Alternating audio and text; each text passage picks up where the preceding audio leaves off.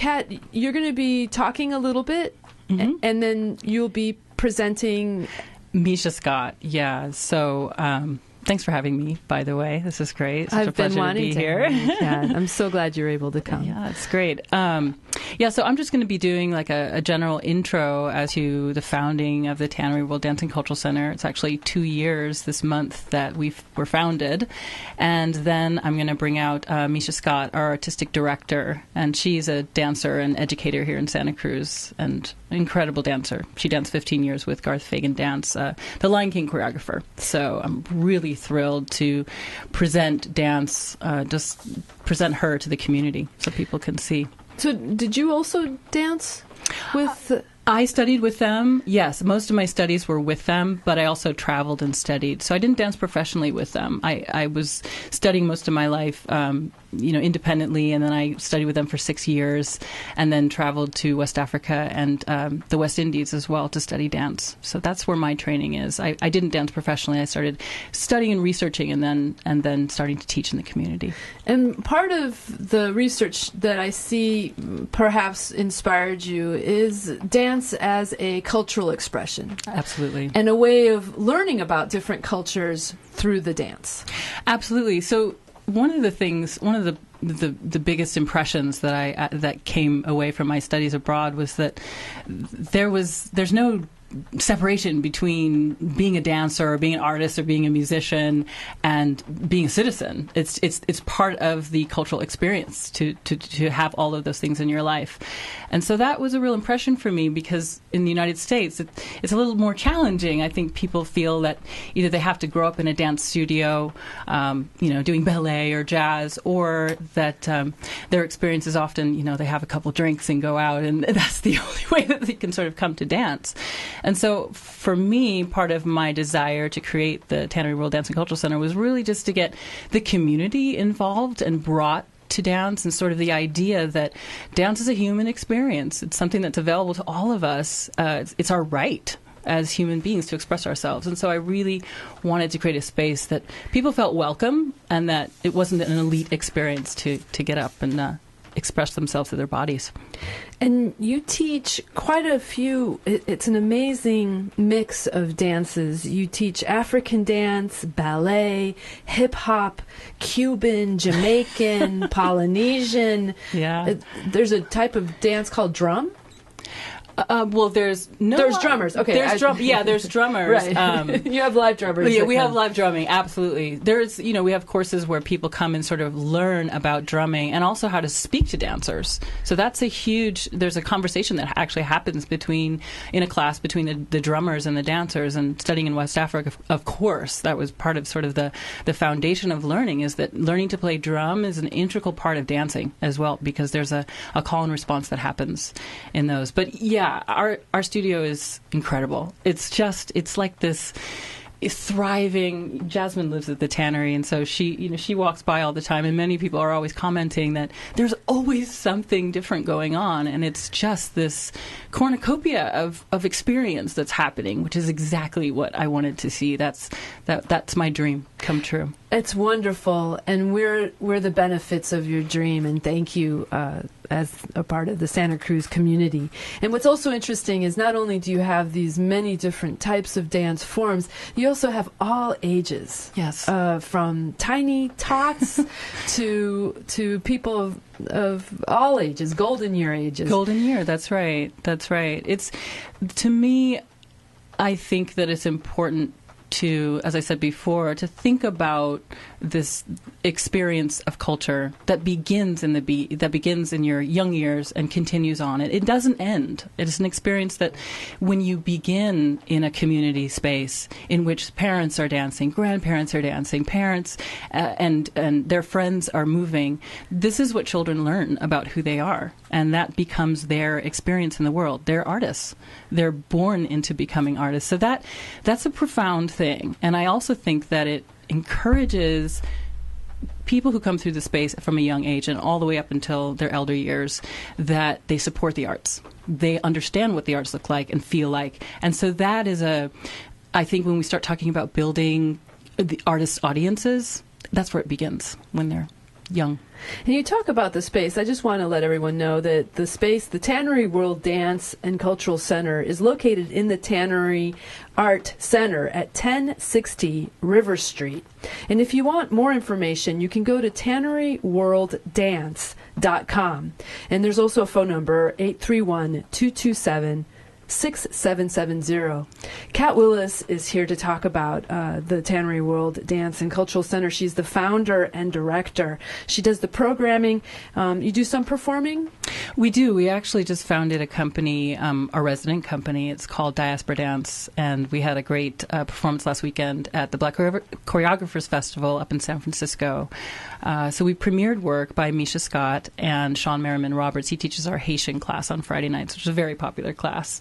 And so part of the reason I formed the Tannery World Dance and Cultural Center also was to support the artists who live and work here, artists who have had professional careers. They've danced all over the world, or semi-professional careers, and they live here now. And I wanted to be sure that they had an opportunity to stay in Santa Cruz, that they didn't head off to San Francisco. And Misha Scott is one of those people. And Misha Scott is one of them, yeah. So she's working, she's now in her mid-career, and she's creating choreography, and she's doing a fantastic job, as Sean as well. And so our company is our resident company is really starting to perform in the community more and developing technique for the dancers who are in there. It's been fantastic. It was a lovely surprise to see you at the Cabrillo Winter Dance. Oh, yeah. That was wonderful. Oh, thank you. And you did an African dance. That was Haitian. Excuse me. So Sean choreographed that portion, and Misha choreographed the first portion of the dance. So, and they collaborate too. And as we move more into their work and seek funding to encourage collaboration and more exploration together, it's going to be really exciting for them. So, Kat, would you mind telling us, Haitian has African root? Absolutely. So what would be the biggest difference between, let's say, West African dance and a Haitian? So we want to start thinking about, cultural differences in terms of, slaves that were brought over to Haiti, and then through the years how they sort of developed through French culture, and how the drumming started to vary from region. And of course, in West Africa, you have sort of a more traditional, that's sort of the source. And so it changes over time, of course, and becomes combined with sort of some of the French identity as well. How's the story? Yeah, it starts to tell that experience, that story in Haiti that's happening for those slaves, and then of course through liberation. So the drumming is much more. You start to think about like maybe a slower movement, a more grounded movement. But it really depends, because there's so many different kinds of West African dance. Queen Jasmine. I just want to say about the dance center. For me, as a resident living there, I think as a Black woman in Santa Cruz County, it's been so healing and beautiful for me to see such a multicultural group of people exchanging art and learning about dance. The camp in the summer is beautiful. I think there's a lot of biracial families in Santa Cruz seeking to create community and having healthy experiences for children, loving every bit of who they are. And that is definitely happening in that dance center for all children. And that cultural exchange and learning a culture of kind of gratitude and how you exchange cultural information and honoring it. And there's something that's happening there that's way beyond dance. So I just wanted to put that out there. I'm an avid supporter, and I actually am Misha Scott's next door neighbor, so I'm super, super lucky.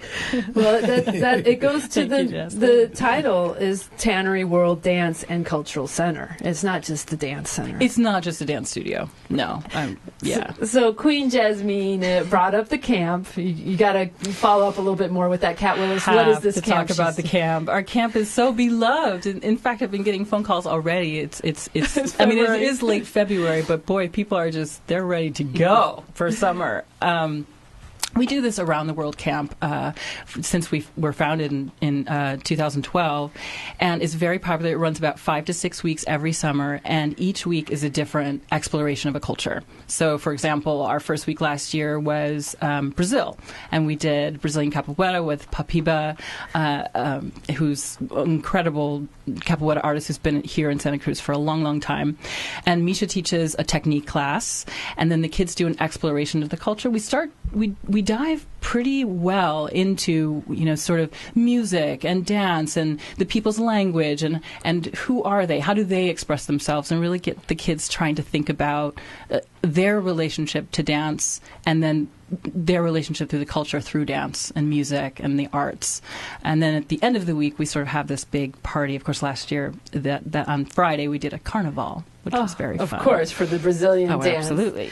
And then give us some more flavors. Where else did you go from there? So from there, we also, the next week, we did a hip-hop. So we started doing the roots of hip-hop, which go way back. We're talking the 70s. And, you think about Jamaican culture that started influencing American culture. So the kids really had it. It was a sort of an eye-opener for them, too, because they're thinking hip-hop is what's on the radio right now. There's no history to it. So that was really fun to sort of see them explore. We did Senegalese. The first year we did Bollywood, which was just amazing. I mean, to see these kids, it's just, learning about the culture to me is the best part. That's where my joy comes from, to see kids who their very first experience was with some artists from other cultures. Maybe they've never even heard of Senegal. Africa. Right. And so here's their very first impression that they have of this culture that's positive and fun, and they are participating in that. So that to me is really fulfilling the mission of the space. Okay, so we went to Brazil, India, Senegal, Africa, Polynesia. We also did a Brooklyn. Right, Brooklyn for the hip hop. Right, that's right. We plan to do a Haiti. We're also thinking this year too. We're going to add a little bit of circus and kind of get into American roots of circus and traveling circuses and vaudeville and sort of trying to kind of explore that a little bit as well. That's wonderful. How old are the ages again for the camp? They are 5 to 8 is our smalls group, and then our bigs group is 9 to 12. 9 to 12. Yeah. And again, if you need more information about that, you can go to TanneryWorldDance.com, and you'll be able to get the first information about the camp. Yeah, the camp registration begins March 15th, and all information on each camp and each week will be put up on March 1st, so very soon. So, Kat, can you give us just a little tease about what people might be able to see if they get to go to the TEDxSantaCruz next Saturday, March 8th? What do you have? What are you conjuring up for us? Misha and I have been kind of talking about. There's always the big shebang when she comes out. I mean, when you think about virtuosity, I think that's really what you want to see.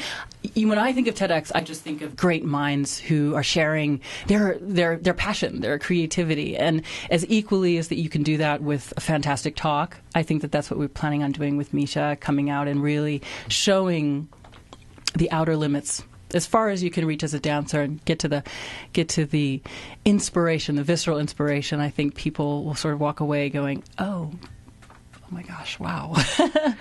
And I'm going to do an intro, just a brief intro into the dance narrative and encouraging people to think about, do they dance? And if they're not dancing, how come? How come they're not dancing? And really encouraging them to think about that. Wonderful. Kat Willis. She will be one of the speakers at TEDxSantaCruz. She is also the founder and director of the Tannery World Dance and Cultural Center. If you're unable to make the TEDxSantaCruz, I just want you to know that all of the performances and speakers will be videotaped, and they will be up on the TEDxSantaCruz.org website. Last year we had the wonderful experience of seeing Sid Perlman's work, and so we got to keep up the tradition. Yeah. Thank you so much, Kat Willis. Thank you. This has been so fun. So everybody sit back and relax for just a few more minutes. We're going to be talking with Queen Jasmine, and then we'll have a little Andrew Perchin in the house. So thanks for listening. Bye.